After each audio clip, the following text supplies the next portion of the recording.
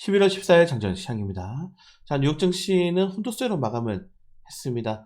소비자 물가 지수가 예상치에 부합을 했고, 그리고 빅테크 기업들이 오늘 대체적으로 좀 엇갈리는 모습이 나오게 되면서 트럼프 트레이더가 약간 쉬어가는 그런 모습이 나오고 있다. 사실 많이 올랐죠. 트럼프 대통령 당선 이후에 뉴욕 증시가 대체로 많이 상승했기 때문에 약간 쉬어가는 흐름, 그리고 미국도 이제 옵션 만기를 앞두고 있기 때문에 거기에 따른 또 차익 매도가 나왔다라고 좀 생각을 하시면 될 것 같습니다. 다만 지금 미국 10년물 국채 금리를 포함해서 달러 인덱스 이런 증시 외부 지표들은 여전히 좀 부담스러운 상황입니다. 어제 코스피 야간 선물이 정말 소폭 오랜만에 0.19% 반등이 나오긴 했는데, 또 MSCI 한국 ETF는 마이너스 0.17%를 기록했어요. 그래서 오늘도 그냥 국내 증시는 기술적인 반등을 기대하면서 삼성전자의 눈치를 보는 시장이 이어질 가능성이 좀 높다는 점들 좀 체크하시면 될 것 같고, 환율에 대한 부담감도 굉장히 높죠. 그래서 오늘도 쉽진 않겠다라고 좀 말씀을 드리고 싶습니다. 최근에 연준 인사들의 이런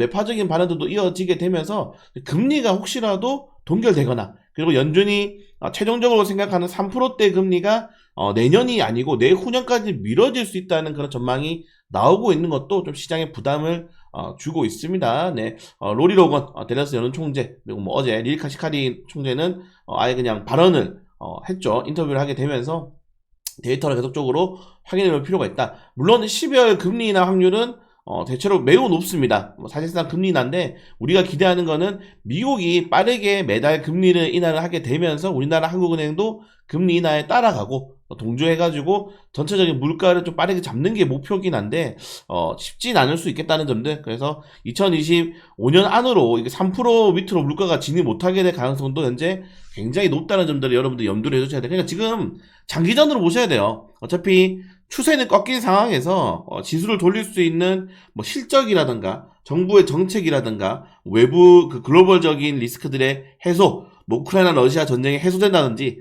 중동 리스크가 완화된다든지 이런 것들이 당장에 나오기는 힘든 시간이란 말이에요. 그렇기 때문에 결국 트럼프 취임 이후에 트럼프의 강력한 이런 정책 드라이브를 우리가 확인하고 대응하시는 게 조금 더 낫지 않나, 이렇게 말씀을 좀 드리고 싶고, 트럼프 관련 테마주들은 좀 쉬어갑니다. 예, 트럼프 미디어도 하락이 나왔고, 비트코인은 좀 신고가에 달리고 있지만은 코인베이스가 많이 올랐기 때문에 오늘 10%대 또 하락이 나왔어요. 우리나라 가상화폐 종목들도 좀 조정이 나올 수 있다는 점들 체크하시면 될 것 같고, 그날도 올랐던 트럼프 관련 테마주가 뭡니까 여러분들? 제가 강조드리고 있는 게, 결국 미국은 누가 되든 인프라 산업은 진행할 수밖에 없다. 미국이라는 나라가 산업화가 굉장히 빨랐기 때문에 인프라에 대한 노화가 결국 가장 최우선으로 진행이 될 가능성이 높고, 트럼프가 여기에 지금 국가가 개입하는 게 아니고 많은 민간 기업들에게 이런 것들을 수주를 줄 가능성이 높기 때문에 이제 원자력 관련 테마주들이라든가 전력 설비 관련 테마주가 움직일 수가 있는데, 오늘도 보시면은 뉴클리어 파워, 뉴스케일 파워 오늘 많이 올랐고요. 그리고 오클로도 오늘 2%대 상승 마감을 했습니다. 가장 강력한 거는 SMR 관련 테마주가 좀 정책주로는 가장 탄력을 받고 있지 않나, 이렇게 말씀을 드리고 싶고, 이런 것들은 국내 증시 이 원자력 관련 테마주들의 좀 연속적인 상승을 기대해 볼 수 있겠죠. 자, 그리고 달러가 106선을 넘어가면서 지금 107선까지 지금 돌파를 준비 중인데 7개월 내 최고치입니다. 이렇게 되면은 지금 우리나라도 원달러율이 1,400원이 최근에 한국은행에서 뉴노멀이다, 이 1,400원이 기본적인 지표라고 말을 했는데, 우리나라 환율이 1,400원을 돌파한 게 이게 한 20년 동안 3-4번밖에 없어요. 근데 지금 이게 뉴노멀이라 대응은 돼 있고, 사실상 지금 이창용 총재라든가 이복헌 금감원장이라든가 거의 지금 무정부 상태야. 발언을 안 하고 있죠. 여러분, 지수가 이렇게 꺾이면은 우리나라 투자하고 있는, 삼성전자에 투자하고 있는 개인 투자자들이 500만 명인데 실무 재산이 날아가고 있는 거 아닙니까 지금. 근데 지금 가만히 있다. 만약에 부동산 이렇게 떨어졌어 봐요, 사람들 다 깃바닥 나와가지고 데모했을 걸 또. 그래서 지금 쉽지 않은 상황이라는 점들, 왜 이렇게 주식시장에 정부 관료들이 관심이 없는가 모르겠습니다.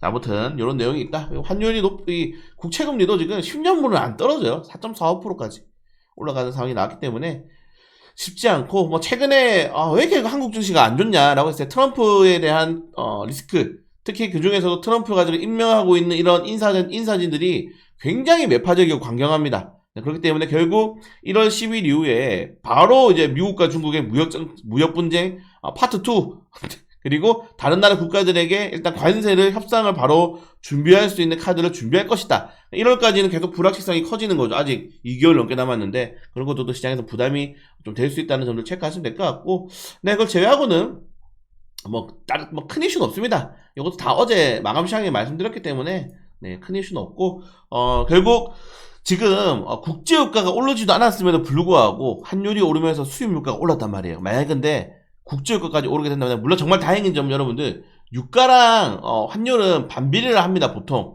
보통 이제 달러가 오르면은 유가가 떨어져요. 왜냐면은 유가가 달러로 결제가 되기 때문이죠. 달러로 결제가 되기 때문에 달러가 많이 오르면은 이 거래가 줄어듭니다. 그래서 달러랑 유가랑 같이 오를 일은 없는데, 혹시라도 또 이스라엘이라든가 또 한번 난리치게 되면은 이게까지 오른다. 그러면 우리가 가장 두려워하는 3고 3고가 나오게 되는 겁니다.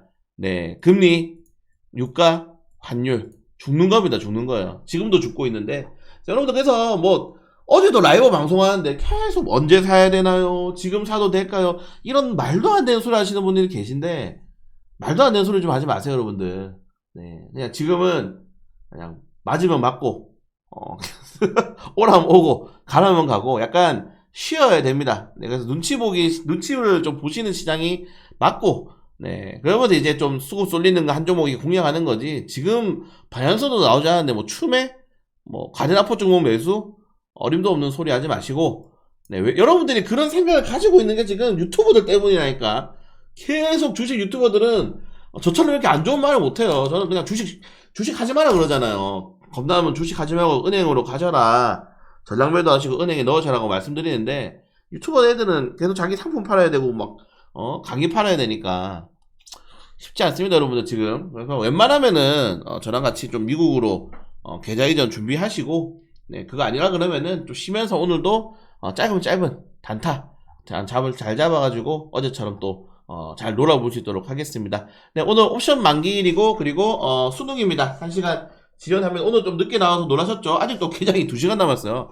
네, 보통 제가 6시 한 30분쯤에 올려드리는데 7시에서 오늘은 일부러 좀 늦게 올려드리고 있어요. 저도 1시간 더 잤어요, 오늘. 좋네요. 그리고 지스타 개최를 하는데, 최근에 크래프톤도 그렇고 넥슨도 그렇고 목표가를 엄청 떨어뜨렸죠. 펄어비스도 그렇고 3빌리언도 신규 상장한다는 점들까지 말씀드리면서, 네, 오늘 또 잘 파이팅 해보겠습니다.